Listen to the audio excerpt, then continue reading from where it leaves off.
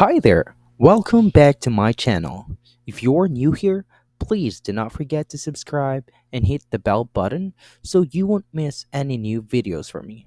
For today's video, I'll show you how to correct margins in Microsoft Word. First things first, make sure to open your Microsoft Word. Let's try this sample document. So for you to change the margin on this document, you need to select first the layout tab that is beside design. On this tab, you'll see several options for the layout of this document.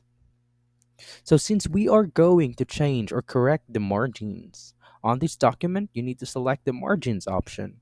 It's located on the left part or the first option under layout.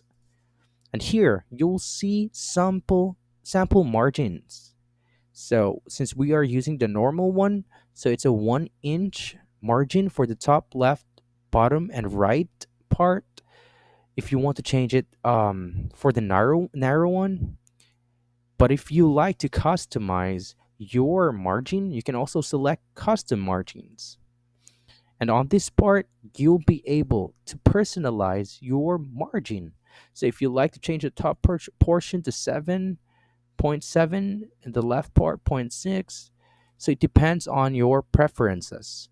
And if you want these margins to be set as default on your Microsoft Word, you can also select set as default. But if you want this temporary margin on this document, just select OK, and there it will be changed. Now that's how you correct or change margins in Microsoft Word.